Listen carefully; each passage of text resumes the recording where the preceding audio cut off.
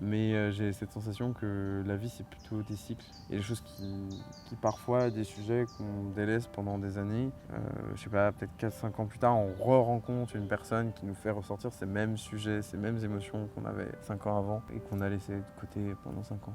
Au niveau historique, on pense qu'on va toujours vers le haut, toujours vers le progrès ou toujours vers cette idée que voilà, on reviendra jamais à un état antérieur.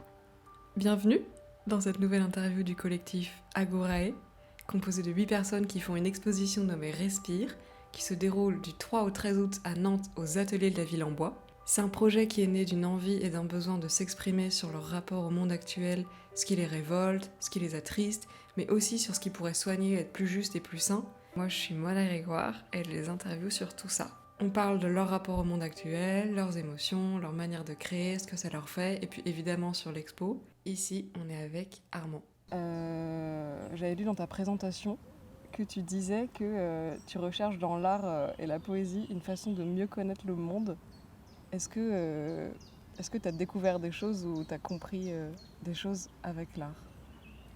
Hmm, je dirais pas que j'ai découvert des choses, je dirais qu'il y a des choses qui me sont apparues. Il y a des trucs qui me paraissaient, quand je les écrivais, qui m'ont paru comme une évidence, comme si je le savais déjà avant, mais que là, à ce moment-là, quand ça se voyait devant mes yeux, quand je le ressortais véritablement, genre, c'était là.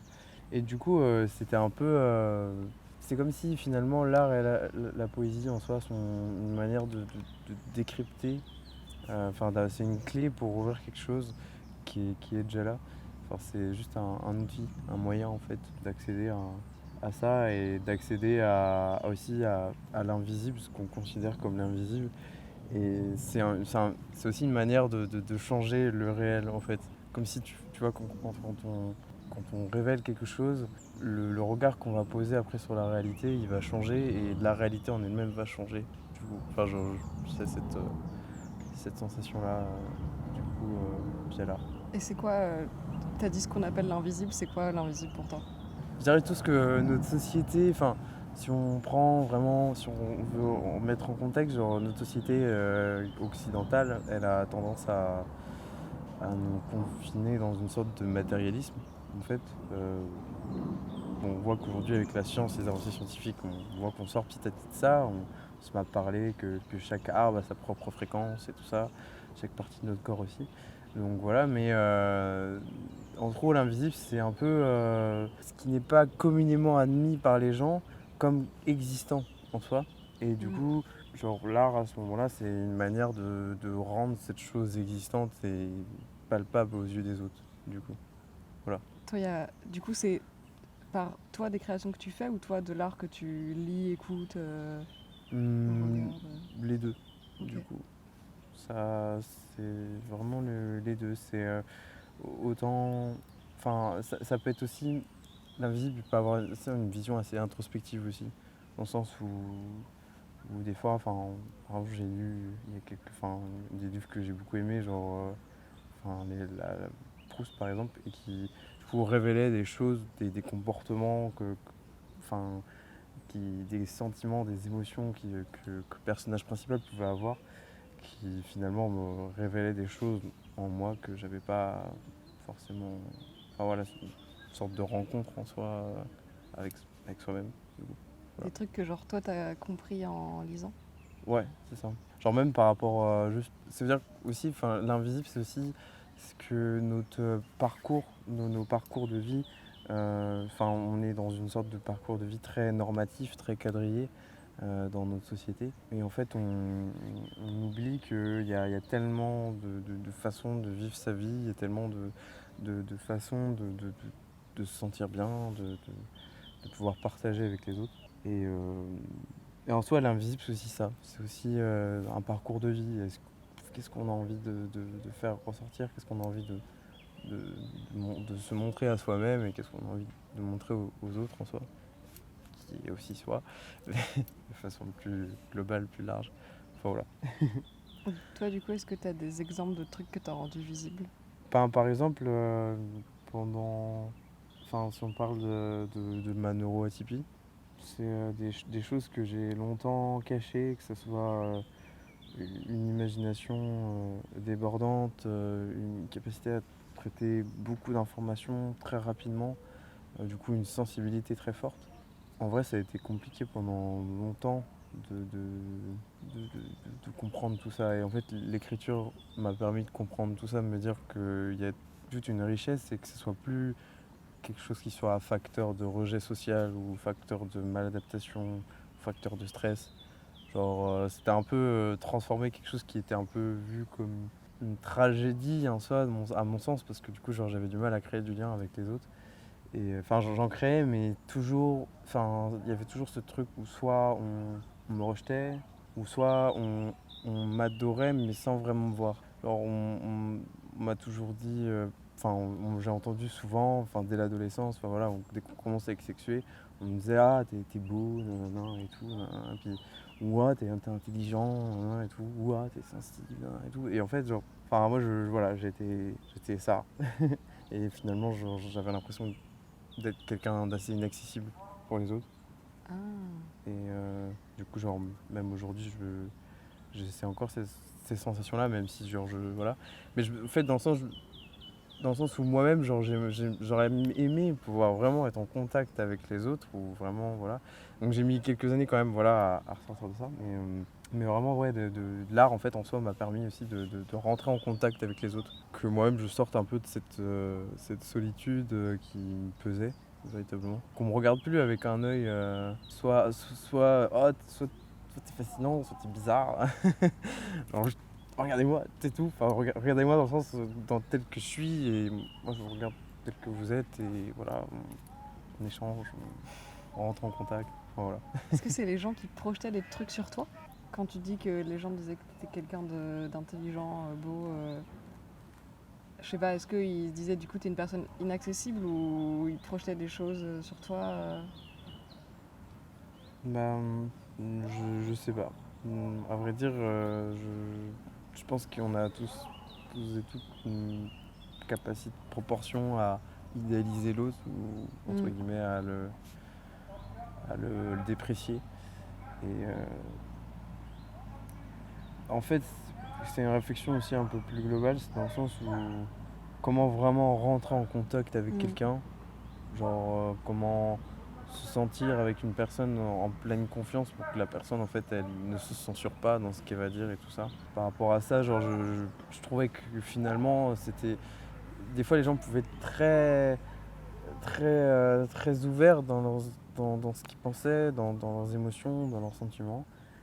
Mais ça s'arrêtait là et enfin il y avait toujours ce truc où on voyait la surface et puis après ça se disperse ou genre soit c'est décevant pour moi, soit c'est décevant pour la personne, mais du coup il y a un truc bizarre qui se passe et voilà. Et l'art en fait ça m'a permis un peu de plus ressentir de frustration dans ces liens et que juste que je sais que je laisse quelque chose à cette personne là et puis voilà, peu importe en vrai. Ok. Bah, dans ta présentation, tu dis aussi que l'art c'est un miroir grossissant de l'instant pour exacerber la douceur et le malheur de l'instant. Moi j'ai l'impression que ça me parle, genre t'as un truc de l'instant. Là ouais, est-ce que des fois c'est des trucs que tu dois extérioriser? Un truc de l'instant à sortir? C'est ouais, c'est aussi ouais, un truc, quelque chose de l'instant, et enfin dans le sens où il y a quelque chose qui s'est. En fait, ça peut être un instant qui s'est passé avant sur l'échelle du temps, entre guillemets, même s'il n'y a pas vraiment de temps linéaire. Mais genre, enfin si, notre corps il vieillit juste, mais c'est tout. Mais juste ça peut être un instant qui s'est. Enfin, en gros, l'image, ce serait. C'est comme si on rentre dans des souterrains et que la réalité et le présent, des fois, ça arrive avec une sorte de tampon incandescent, tu vois, qui vient percuter un mur et qui, du coup, marque ce mur-là. Et en fait, l'idée, c'est ce travail dans l'instant, ça serait juste de rebraquer la lumière sur ça. Sachant qu'en fait, tant qu'on n'a pas rebraqué sa lumière, en fait, la chose est incandescente et on la voit dans le noir. Je suis pas sûre de l'avoir eu là. Attends, c'est le truc de incandescent qui m'a perdu. En gros, quand je sais pas, imaginons t'as un tampon de lave, tu vois, qui est de Mhm. lave solide mais brûlante, tu vois, et qui vient marquer un mur, une sorte de souterrain, et qui est en soi, enfin je sais pas, ma personne en soi, d'une certaine manière, ou ça c'est mon intérieur. Mhm. Et puis je sais que si je veux que cette chose ne soit plus incandescente, il faut que je braque cette lumière-là en soi. En fait, il faut que je Ah. braque cette loupe, cette lumière, en fait, pour que, entre guillemets, cette chose-là puisse ressortir sa pleine capacité à. Enfin, voilà, de la lave, tu sais pas vraiment quelle forme elle va avoir avant qu'elle se solidifie en pierre. Enfin, il y a tout un tas de choses, enfin, tu peux pas vraiment l'utiliser. Enfin, voilà, et en plus, enfin, la lave, c'est fertiliseur. Donc, enfin, ouais. Mais voilà, c'est une façon de pouvoir. Je vais utiliser des mots, enfin par exemple l'alchimie, mais l'alchimie au sens de nous, pas au sens de ce que grossièrement les gens vont parler directement de plomb en or et tout ça, mais c'est l'alchimie d'abord au premier sens, c'est comment on s'en sert, enfin comment on se sert de la philosophie alchimique pour pouvoir transformer quelque chose qui n'était pas évident à avoir, et en fait, et l'instant, enfin travailler dans l'instant, du coup c'est privilégier ce moment. Mais en gros, on privilégie l'instant justement qui permet de pleinement confronter en fait cette chose, même si elle a été faite il y a longtemps. Par exemple, pour donner un exemple pour que ce soit plus clair, genre j'ai écrit un truc sur Sainte-Soline, du coup j'étais à Sainte-Soline, mais je l'ai écrit peut-être une semaine et demie, 2 semaines après. Et pourtant ça a pas, ça a pas enlevé la dimension émotionnelle, la dimension Mhm. puissante de ce que j'avais vécu en fait. Et c'était juste me reconnecter justement à cet instant. Je grossissais l'instant que j'avais vécu, que j'avais laissé un peu de côté. Et pour que justement enfin, que je puisse comprendre ça et envoyer un message aussi. Enfin voilà, avec là du coup il y a une dimension de militance, mais genre réussir à faire éclore quelque chose, tu vois, genre Mhm. tu sais, c'est un peu comme des fois c'est des événements qui sont hyper comment dire, soudains et qui peuvent bouleverser un tas de choses, genre par exemple, enfin si on prend l'exemple en Australie par exemple, il y a une fleur qui pousse grâce aux feux, aux incendies. Mhm. En soi, genre, je le vois un peu comme ça aussi, l'écriture. C'est-à-dire que c'est soit quelque chose qui me Mhm. permet de prendre des matériaux qu'on m'a filés, et du coup je construis mon truc, ou soit c'est justement quelque chose qui brûle la coquille de la graine, les peurs qui entourent cette graine-là, pour qu'après cette graine elle pousse. Voilà. Et c'était quoi à peu près ce que tu as écrit sur Sainte-Soline? C'était. Il y avait ce côté. Il y avait une introspection assez violente, enfin, où genre, je me replace un peu dans ce qui s'est passé, Mm. sur les gens qui ont été blessés. Enfin, en fait, ce qui m'a surtout marqué, c'était surtout ouais, les gens qui tombaient en fait tout autour de moi, où vraiment on avait l'impression que c'était une sorte de guerre en fait, mais où on était ridicule. Enfin, il y avait vraiment ce sentiment de se sentir ridicule face à des armes de guerre comme ça, et de te dire que toi, Mm. avec ta pauvre banderole là, comme ça, tu devais te défendre face à des trucs qui peuvent te détruire le visage, ou, ou genre qui te rendent sourd. Mm. Et enfin, il y avait ces deux sentiments. Il y avait ce côté décalage en mode où je me disais, mais qu'est-ce que je fais là? Pourquoi je brûle ma jeunesse comme ça? Et puis de l'autre côté, cette rage de se dire, mais bon, pourquoi on comprend rien? Pourquoi, pourquoi je comprends pas que les gens comprennent pas? Genre, qu'est-ce qui se passe? Enfin, il y Mm. avait une sorte de mécompréhension et en même temps de rage à ce moment-là, parce que. Et en même temps de tristesse, parce que c'était violent, trop violent. En fait. Et puis de tristesse, parce que du coup, il y a cette sensation de solitude aussi. Donc, que, comme si on se bat comme. C'est une sorte de David contre Goliath, quoi. Mm. Donc, ouais, ça a été une expérience assez marquante. J'ai pas cherché à. Enfin, j'en ai écrit peut-être une ou deux fois, genre, j'ai écrit qu'une ou deux fois sur Sainte-Soline. Parce que je trouve que c'est encore violent. Mm. Tout à l'heure, tu as dit que le temps n'était pas linéaire. Qu'est-ce que ça veut dire pour toi? Enfin, comment tu vois le temps? Le temps. Je dirais que là, dans notre réalité 3D, notre corps, même si je pense qu'on pourrait... Enfin, il y a plein de choses naturelles. Enfin, il y a plein de médecines alternatives, que ce soit la médecine ayurvédique, qui est reconnue par l'OMS d'ailleurs, mais qui nous permettent enfin bref, d'empêcher que notre corps vieillisse. Enfin, en tout cas, notre corps il peut mûrir pour sortir de ça. Mais en tout cas, voilà, on voit quand même que notre corps, on voit le passage du temps sur notre corps, donc avec une naissance, une fin. Mais j'ai cette sensation que la vie, c'est plutôt des cycles. Genre, il y a des choses qui parfois, des sujets qu'on délaisse pendant des années, des sujets, des émotions qu'on délaisse pendant des années, et puis que, je sais pas, peut-être 4-5 ans plus tard, on re-rencontre une personne qui nous fait ressortir ces mêmes sujets, ces mêmes émotions qu'on avait 5 ans avant, et qu'on a laissé de côté pendant 5 ans. Enfin, je parle vraiment d'un point de vue introspectif, du coup. Et au niveau, bah voilà, au niveau aussi, au niveau enfin au niveau historique, dans toutes les traditions humaines, en fait, on est la seule société dans l'histoire de l'humanité, l'une des seules sociétés dans l'histoire de l'humanité qui ne considère pas les choses comme de façon cyclique. Où les gens ont une vision, enfin, on nous impose une vision qui est fausse, dans le sens où je pense qu'on va toujours vers le haut, toujours vers le progrès ou toujours vers cette idée que voilà, on ne reviendra jamais à un état antérieur parce que voilà, on est cette société qui depuis le néolithique, tout ça. Alors que bon, quand on regarde, enfin, j'ai eu un auteur très récemment, un philosophe, René Guénon, qui justement s'intéresse au mysticisme, hindouisme et tout ça. Justement, il parle de ces choses-là. Il parle qu'en fait on vit des cycles, des âges, et avec des civilisations qui arrivent à leur apogée et qui s'écroulent, et qui arrivent à leur apogée et qui s'écroulent. Et enfin, après voilà, ça n'engage que moi, c'est qu'une croyance personnelle, mais je pense que la Terre a déjà vécu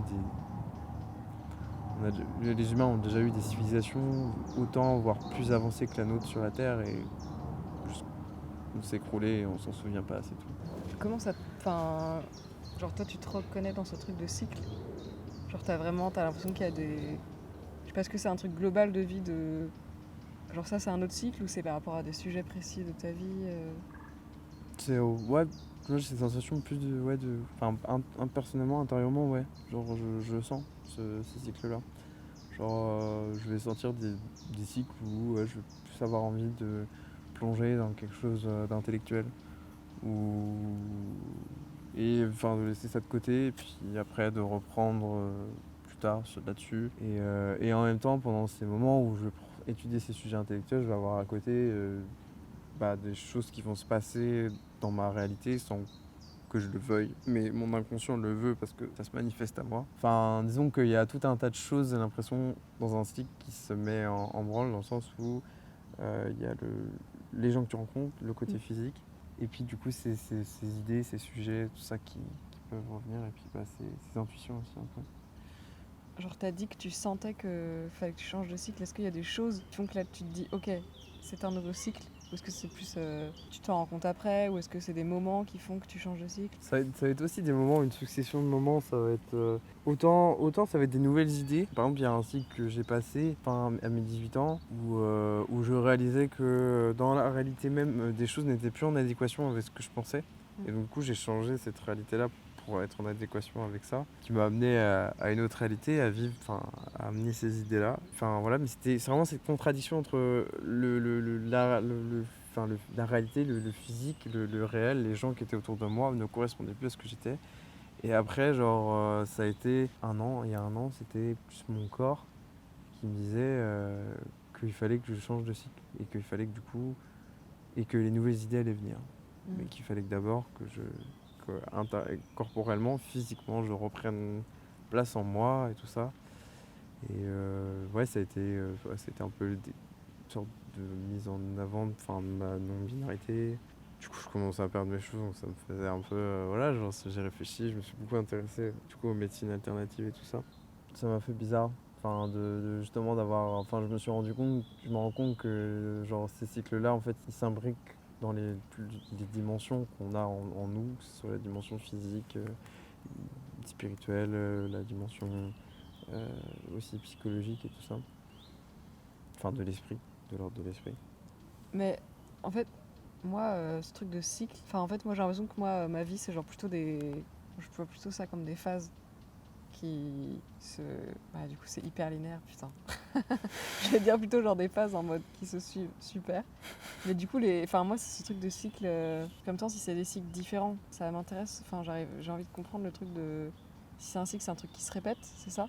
Ouais, mais pas tout à fait pareil. Enfin, l'image, c'est, tu vois, les vagues, le remous des vagues, par exemple. Bah, en soi, on a l'impression que c'est toujours la même vague, mais c'est pas la même vague. Tu vois, à chaque fois, elle va être différente. À chaque fois, l'eau, elle va pas se présenter pareil.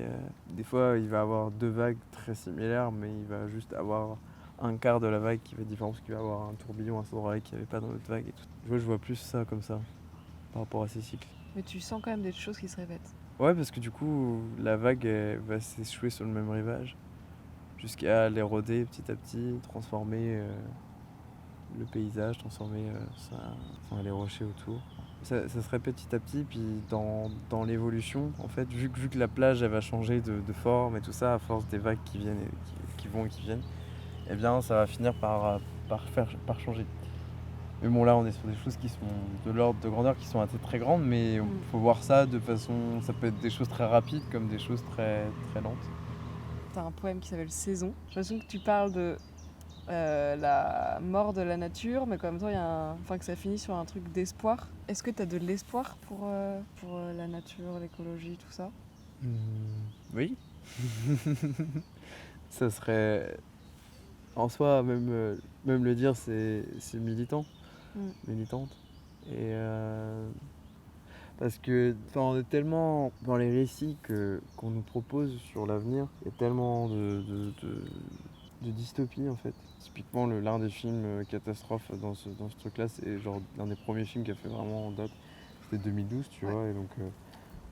Puis il y en a d'autres, il y a 84, 1984, Le meilleur des mondes, tout ça, donc c'est même toute l'esthétique cyberpunk et tout ça, qui sont des mondes assez horribles, qui ont été là d'une certaine manière pour nous prévenir, et en même temps c'est eux aussi qui ont inventé des techniques de contrôle de population, et que finalement on peut se poser la question de savoir si des fois ces récits dystopiques ne nous desservent pas, dans le sens où ça peut permettre à des magnats il est là. Ça peut permettre à des magnats d'imaginer des choses et voilà, de réellement vouloir le contrôle de la population. Donc voilà. Mais du coup, c'est pour ça que je me fais ce point d'orgue à avoir de l'espoir et à penser à l'utopie. Parce que en fait, le futur n'existe pas et qu'on ait un futur dystopique ou utopique dans la tête, ça relève de notre propre chef. Du coup, croire à un futur utopique, c'est aussi une manière de le faire advenir. Donc voilà, du coup, ouais, je dis oui, j'ai de l'espoir parce qu'on doit faire advenir ce qu'on a envie qu'il advienne et pas par défaut, pas subir l'imaginaire collectif et se sentir impuissant, impuissante. Tu parlais dans. Merde, je sais plus si c'était la présentation ou un poème de Musubi. Je sais pas si c'est comme ça que ça se prononce. Musubi. Ouais. Je connaissais pas, mais du coup, j'ai vu que c'est un concept important dans le Shinto. Je sais pas si c'est comme ça que ça se prononce non plus. Ok. C'est un truc de genre vénérer la nature. Genre la nature est importante. Est-ce que c'est ça? Est-ce que genre comment ça te parle ça? Moi, ce qui m'avait plu dans le concept de Musubi, d'ailleurs, je l'ai vu dans un dans un manga un peu à l'eau de rose, mais je sais pas, j'aime bien. Musubi, c'est le lien entre toutes choses, en dehors du temps, en dehors des contingences physiques, tout est lié en fait, et c'est une manière de célébrer ce lien, donc célébrer ce lien du coup avec la nature, ou là dans le film c'est le lien avec quelqu'un, donc en fait voilà, qui est en dehors du temps et de l'espace, et je trouvais que c'était un concept qui me touchait. Et toi, tu célèbres ce lien avec la nature? Moi j'aime bien faire des câlins aux arbres. Même je le sens quand je fais un câlin, genre je sais pas, je me sens monter en fait. Ou au contraire, je me sens redescendre dans la terre et tout. Je me sens, même avec les animaux et tout, je le sens beaucoup. Genre, enfin de là, de plus en plus ces derniers temps, donc voilà, faut que je fais la traite. Je sais pas comment expliquer ça, mais ça devient quelque chose de très émotionnel, très sensible en fait, où genre des fois je vais juste avoir je vais sentir comme un sentiment de bien-être et de frisson, juste parce que en fait, je vois un beau paysage, ou juste parce que, je sais pas, j'entends telle chanson, ou tel chant d'oiseau, enfin, ou telle odeur, enfin c'est... Je sens qu'en fait il y a un potentiel en chacun de nous qui est créateur et de l'ordre du ressenti. Et en fait, bah voilà, en fait, c'est ça qui crée ce lien en fait. Et avec les choses, et puis qui permet aussi de les sublimer, qui permet de les rendre belles, de les rendre, enfin, en fait, de leur redonner ce caractère sacré que notre société a complètement perdu, parce que en fait, dans le shintoïsme, on pourrait parler de ça, mais c'est l'utilisation de la nature comme manière de pouvoir célébrer le religieux, célébrer l'essence de toute chose, et que chaque chose a son importance, et surtout qu'on est dedans. En fait, ces rituels-là permettent nous de nous mettre dedans. Enfin, moi, quand je le ressens comme ça, où je peux me sentir en adéquation avec cette nature, avec cette biodiversité, ce biome, parce que la nature, c'est une conception très occidentale, où il y a l'humain et il y a la nature. Et du coup, voilà, voilà, c'est pour contrer un peu aussi cet Occident qui aveugle en fait. Et on dit souvent que c'est souvent les gens qui sont les plus les plus bêtes entre guillemets, qui ont des certitudes, et les gens intelligents qui ont des doutes. Moi je pense que les gens intelligents peuvent avoir des certitudes, pas des certitudes, mais des ressentis. Alors que oui, les gens... Enfin, l'Occident est malade, se prend pour ce qu'elle n'est pas, c'est-à-dire l'Occident se prend pour une société en évolution, en progrès. En attendant, les gens, ils ont toujours... on est dans une société où les gens, ils ont des problèmes d'abandon, ils ont des problèmes d'amour et tout ça, des choses super simples. Et pourtant, on est là en train de se pavaner, en train de dire, ah, on est allé dans l'espace, on va... Enfin voilà. Et il y a dans tellement de sociétés qui n'avaient pas notre avance technologique, ils étaient largement plus évolués que nous. Enfin voilà, c'est aussi une manière d'apaiser les cendres chaudes. C'est comme si on avait mis du charbon, du mauvais charbon dans une machine qui aurait pu tellement faire de choses. Mais non, aujourd'hui on préfère dépenser de l'argent pour faire du jet ski. Mais bon, enfin, c'est un exemple. Donc, t'as toujours eu ce rapport un peu intense de vénération, je sais pas comment on dit, au biome? Pas nécessairement. Genre, j'ai été. Enfin, même si je passais beaucoup de temps dehors, effectivement. Genre, je suis né à Noyelles-sur-Bruce, genre, dans une petite ville au nord du département, à genre 10 minutes de la frontière ille-et-Vilaine. Mais voilà, c'est vraiment le vide entre Nantes et Rennes. Il y avait pas forcément, j'avais pas forcément ce lien-là, mais je passais beaucoup de temps dehors, beaucoup de temps à, je sais pas, à faire des empilements de cailloux. Puis il y avait tout le jardin que mon père faisait. Il y avait pas ce lien vraiment émotionnel fort, mais disons que voilà, t'as ce comportement d'enfant qui te pousse à découvrir, qui te pousse à t'ouvrir. Enfin voilà, bon, normalement on est censé garder toute notre vie, mais qui me poussait voilà, à me confronter à tout ça. Donc j'étais aussi un peu casse-cou, j'allais beaucoup dans... Enfin voilà, je me piquais avec les orties, avec les ronces, je passais aussi beaucoup de temps en forêt. C'était des moments où en fait je réalisais pas réellement ce lien, enfin je conscientisais pas vraiment ce lien avec la nature, mais genre en soi on m'y a emmené très tôt dans cette nature-là. Et donc ce qui a fait que genre j'ai pu changer en grandissant, et trouver une sorte de refuge, une sorte de manière de se sentir bien. Donc c'était venu en cherchant un refuge du coup, ce lien-là? Ouais, un peu quand c'est revenu à l'adolescence, ouais, c'était un moment où genre je tournais un peu en rond, j'avais arrêté parce que j'ai fait du foot, enfin ouais. Sombre période de ma vie. Non, c'est pas une sombre période, mais c'est voilà, période compliquée. Mais du coup, ouais, je devais trouver un autre sport. Et du coup, je fais du vélo. Ou alors en solo, autodidacte et tout. Mais genre qui me permettait d'aller dans des endroits et je découvrais des choses et puis j'écrivais. C'est à ce moment-là que je prenais ce temps pour écrire, pour me ressourcer, pour me reconnecter. Et puis voilà, petit à petit, à force d'y aller, en fait, on redécouvre des choses et puis on discute, ça nous parle. Enfin voilà. Et puis, je pense que si on devrait parler de lien avec la nature, le plus important, ça serait de prendre le temps, en fait. Que c'est pas grave si on ressent pas tout de suite. En fait, c'est même, du coup, c'est même, on peut même se réjouir, se dire ah c'est trop bien en fait. Je dois aller, je vais pouvoir à l'occasion d'y retourner. Mais c'est vraiment quelque chose qui prend du temps en fait. Ça prend quelques années, je dirais. Pour avoir l'idée même, par exemple, tout simplement d'avoir le réflexe même d'aller voir un arbre et de lui faire un câlin. C'est con, mais genre si tu t'as pas l'idée, tu pourras pas jamais vraiment ressentir la chose que tu peux ressentir avec ça. Du coup, est-ce que... Ouais, t'as dit que tu mettais genre plusieurs années à pouvoir... Enfin, qu'on ressentait pas tout de suite, quoi. Avec les arbres et tout ça. Enfin, tu découvres encore des nouvelles sensations, tout ça, maintenant. Ouais, encore maintenant. En fait, il y a une sorte, j'ai l'impression qu'il y a une sorte de possibilité infinie de compréhension, d'apprentissage, d'évolution avec ces choses-là.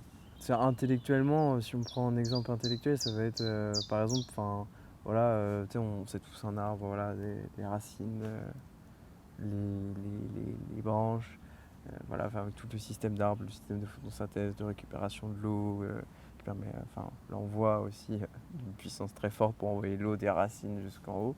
Enfin déjà il y a ça, et puis après tu te rends compte que tu as les champignons qui font du lien entre tous ces arbres-là et tout ça, qui envoient les messages. Et puis après, tu te rends compte que les arbres dégagent une certaine énergie, une certaine fréquence et tout ça.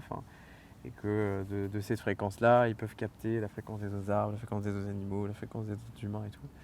Donc voilà, juste ce cheminement intellectuel déjà. Voilà. Et puis après, voilà, il y a tout le cheminement émotionnel où là, en fait, tu vas considérer que l'arbre que tu as en face de toi, c'est incroyable.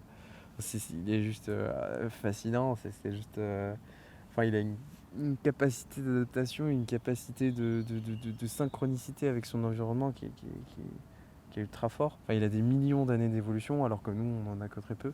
Donc en fait, on n'est pas totalement synchronisé avec notre environnement. Je dirais que vu leur synchronicité avec tout ça, on a peut-être des millions d'années d'apprentissage juste avec un arbre. Et qu'est-ce qu'elle représente pour toi, cette expo? Dans un premier temps, elle représente une manière de pouvoir montrer ce que je fais, déjà.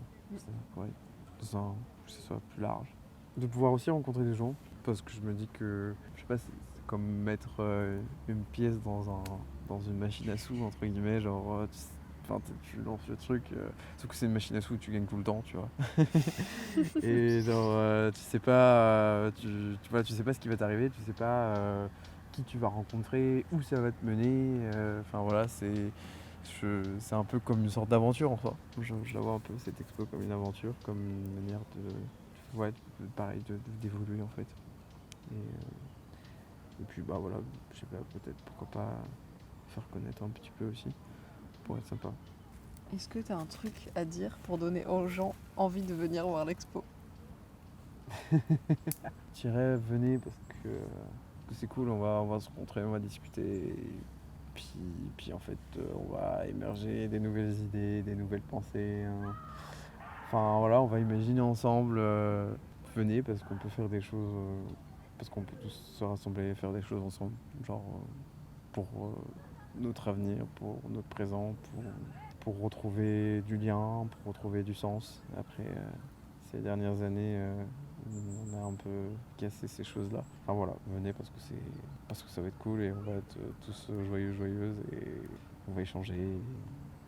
Voilà. Trop bien, merci.